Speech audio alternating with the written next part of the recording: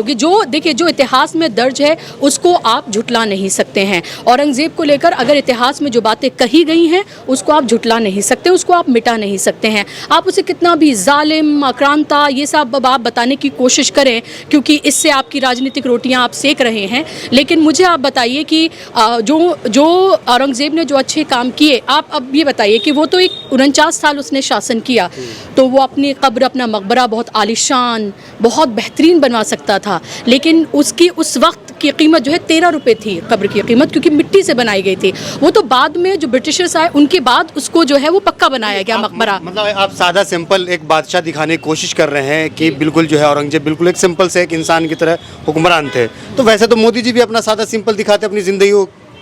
नहीं, देखिए, एक शासक और एक राजनेता, इसमें ये बिल्कुल अलग अलग चीज़ें हैं। देखिए, हम एक डेमोक्रेटिक सेटअप में हैं जहाँ पर जवाबदेही है, यहाँ राजा और प्रजा नहीं है। मोदी जी अपने आप को राजा भले ही बताने की कोशिश करते हो कि मतलब वो, लेकिन वो राजा नहीं है और ना ही हम प्रजा हैं। एक डेमोक्रेटिक सेटअप में हैं हम, वो हर चीज़ के लिए आंसरेबल हैं। यहाँ पर प्रजा राजा है, यानी कि उसने चुन कर भेजा है, उनकी जिम्मेदारियाँ हैं, वो जवाबदेह हैं। लेकिन उस वक्त जो शासक हुआ करते थे, मैं ये नहीं कह रही कि वो सारे जालिम थे, सिर्फ जुल्म करते थे, उनके दौर में भी फले फूले हैं। अगर ऐसा ही होता तो बताइए मुगलों ने कितने साल शासन किया है हिंदुस्तान में। अगर ऐसा होता तो, और वो इतने ही जालिम होते कि वो हिंदुओं को मारते, जिस तरह के भ्रांतियां व्हाट्सएप के जरिए फैलाई जाती हैं कि हज़ारों को एक एक दिन में मारा करते थे, तो उस वक्त की आबादी हिंदुओं की, उस वक्त की ब्राह्मणों की आबादी कितनी थी? तो अब तक तो उनका नामो निशान नहीं होना चाहिए था फिर तो। नागपुर के लिए कौन जिम्मेदार है, नागपुर हिंसा के लिए? देखिए, नागपुर जिम्मेदार सीधे तौर पर वहाँ का शासन प्रशासन है, बजरंग दल है, वहाँ VHP है, सीधे तौर पर वो लोग जिम्मेदार हैं। आप नीतीश रानी लगातार जहरीला, विवादित नहीं, जहरीला सीधे तौर पर बोलिए, जहरीला बयान वो दे रहा था। लगातार वो ये कह रहा था कि सरकार तो अपना काम करेगी, लेकिन जब बाबरी मस्जिद हुई थी तब कार सेवकों ने अपना काम किया था। तो आपने क्या कहा? आप उकसा रहे हैं, आप कह रहे हैं सरकार और कानून जो करेगा वो करता रहेगा, लेकिन आप कार सेवा की तरह चढ़ जाइए, आप मतलब उसको उखाड़ कर फेंक दीजिए।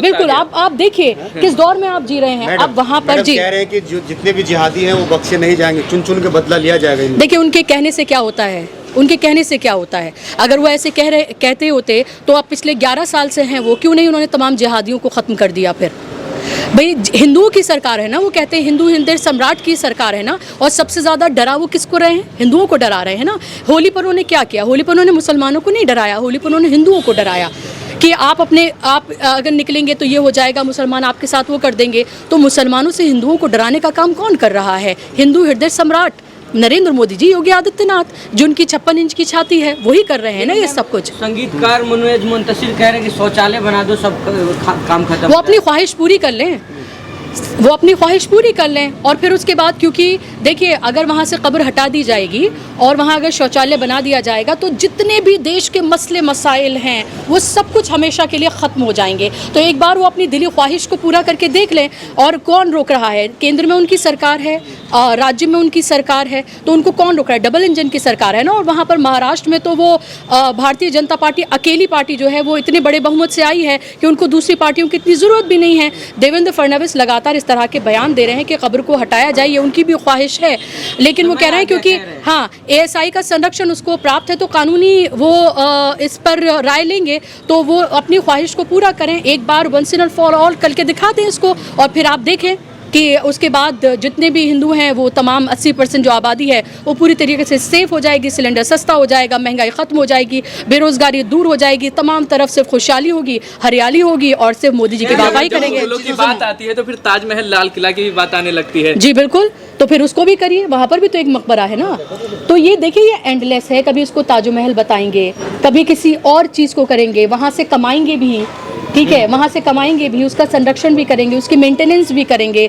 लेकिन जो व्हाट्सएप के ज़रिए जो तमाम चीज़ें लोगों तक पहुँचाई जाती हैं वो नफ़रत कहाँ से परोसेंगे? तो यही तमाम खबरें तो है ना, यही तमाम खबरें आपके व्हाट्सएप के ज़रिए हर रोज़ आपके घरों तक पहुँचाई जाती हैं, और घरों तक पहुँचाकर आपके दिमाग को कुंद कर दिया गया है। आपको पढ़ाई से दूर किया जा रहा है, आपको किताबों से दूर किया जा रहा है, आपको रीजनिंग से दूर किया जा रहा है, ताकि आप सवाल ना पूछें।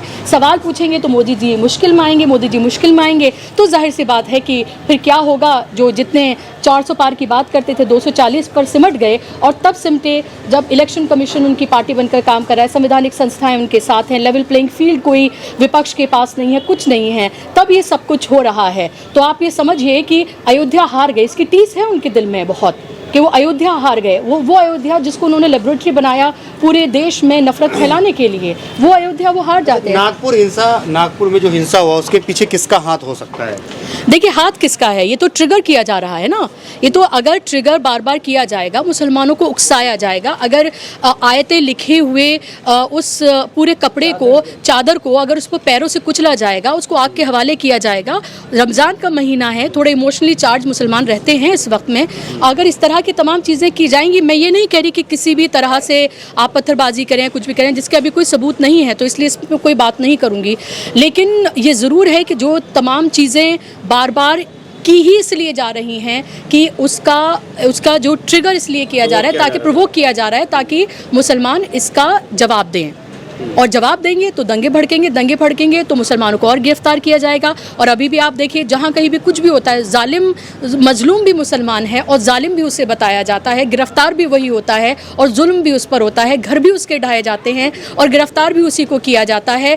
दंगे में उसका नुकसान हो, लेकिन जो दूसरी पार्टी है, इसीलिए तो उनके हौसले बुलंद हैं, क्योंकि उनको लगता है सरकार उनके साथ है, प्रशासन उनके साथ है, अदालतों से भी कहीं ना कहीं इंसाफ उनके हक में जाता हुआ नजर आता है, तो इसीलिए उनके हौसले बुलंद कह रहे हैं कि जो मूवी आई है छावा, मुझे लगता है उसके खिलाफ, उसके आने के बाद जो औरंगजेब के प्रति ज्यादा गुस्सा भड़का है।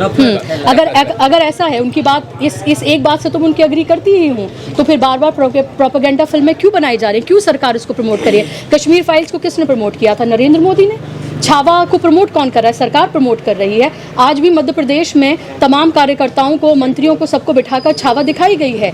एक तरफ ये सब कुछ हो रहा है, यानी कि एक नागपुर से आपको तसल्ली नहीं मिली, आप मध्य प्रदेश में, आप उत्तर प्रदेश में, आप तमाम जगहों पर ये करना चाहते हैं, तो यही उनका मकसद है, यही वो करना चाहते हैं। और इस तरह की प्रोपेगेंडा फिल्म्स को बनाने का मकसद ही सिर्फ है ये है। और अगर ऐसा है तो फिर आप फिल्म मेकर से सवाल पूछिए, जहाँ कहीं भी फिल्म वो चल रही है छावा, उसको बैन करवाइए, उसको बंद करवाइए और कहिए कि ये इतिहास से छेड़छाड़ की गई है इस फिल्म में, कहिए आपके इसके जरिए नफरत फैल रही है और इस तरह की फिल्में आगे नहीं बननी चाहिए। नीतीश राणे कह रहे हैं कि ये जो दंगा हुआ संयोजित था, क्योंकि अगर आप देखेंगे तो मुसलमानों की कोई नुकसान नहीं हुआ, जो सब दुकानें टूटी हैं, गाड़ियां जली हैं, सब हिंदुओं की हैं, ट्रक के ट्रक, पुलिसों पर हमला हुआ। सुनियोजित तो था, लेकिन ये दूसरी तरफ से सुनियोजित था, लगातार ट्रिगर किया जा रहा था, लगातार भड़काया जा रहा था, भड़काऊ भाषण जो हैं वो लगातार दिए जा रहे थे। और नीतीश राणा का की ये ऑडेसिटी है कि वो ये सब कुछ कह सकें, क्योंकि नीतीश राणा तो लगातार, वो मंत्री हैं, वो कोई फ्रिंज एलिमेंट नहीं है, वो कोई सिर्फ एमएलए नहीं है, बल्कि वो मंत्री हैं और लगातार वो इसी तरह के बयान दे रहे हैं।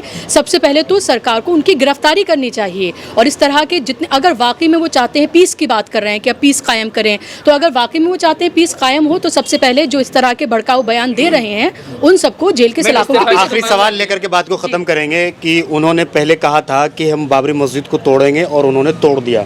अब कह रहे हैं कि हम जो है, जो औरंगजेब की जो कब्र है उसको हम तोड़ेंगे। ऐसा लोग कह रहे हैं कि वो तोड़ के ही मानेंगे। तो क्या लग रहा है कि औरंगजेब की जो कब्र अगर वहाँ पे टूटता है तो जो भारत के मुसलमान हैं उन्हें तकलीफ होगी, उन्हें इन चीज़ों से फ़र्क पड़ेगा या नहीं?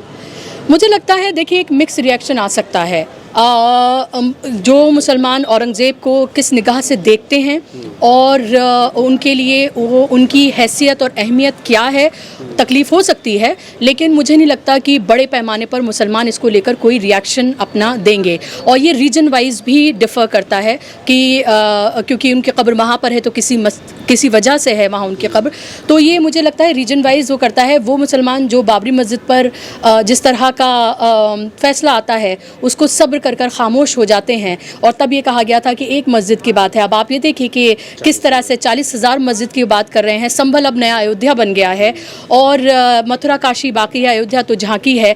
तो ये देखिए, कभी मकबरे, कभी मदरसे, कभी मस्जिद, इसी तरह से टारगेट ये होते रहेंगे। अब मैं पूछना चाहती हूँ अदालतों से, क्या उनको इस तमाम मामले पर सो मोटो नहीं लेना चाहिए था, स्वतः संज्ञान नहीं लेना चाहिए था, ये नहीं कहना चाहिए था कि इस तरह की फिल्मों पर पाबंदी लगे, कि जो लगातार भड़काऊ बयान दिए जा रहे हैं, क्या उनको high court, Mumbai high court या और तमाम जो हैं, क्या उनको उसको लेकर सामने नहीं आना चाहिए था? और विपक्ष की भूमिका पर भी सवाल है कि विपक्ष क्या कर रहा है।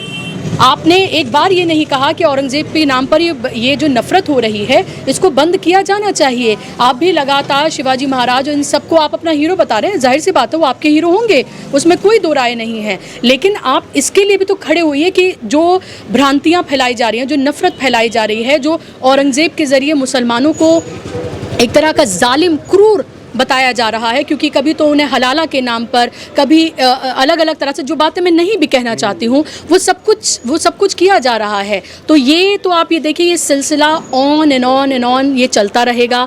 अभी बिहार में इलेक्शन है, अगले साल 5 राज्यों में इलेक्शन है, आसाम, पश्चिम बंगाल उनमें से एक है, जहाँ जहाँ उनकी सरकारें नहीं हैं, क्योंकि हिंदी पट्टी में सैचुरेशन हो चुका है, तो जहाँ जहाँ सरकारें नहीं हैं वहाँ वहाँ आप चाहते हैं वो उनकी सरकारें बने। कभी डिलिमिटेशन करके टारगेट करेंगे, कभी नॉर्थ और साउथ में बांट कर करेंगे, कभी अब आप ये देखें कि डिलिमिटेशन की बात की जा रही है, और डिलिमिटेशन कई तरीके से हो रहा है, नॉर्थ और साउथ में बांट कर हो रहा है, ताकि हिंदी पट्टी में वो अपनी सीटों को बढ़ा लें, वहाँ पर सांप्रदायिक ध्रुवीकरण करें, ताकि मुसलमानों की वोट की अहमियत जो है, दोयम दर्जे का नागरिक तो उन्हें ऑलमोस्ट बना ही दिया गया है कि वो अपने ऊपर होते जुल्म को एक तरह से सब्र कर खामोशी इख्तियार किया हुआ इसने।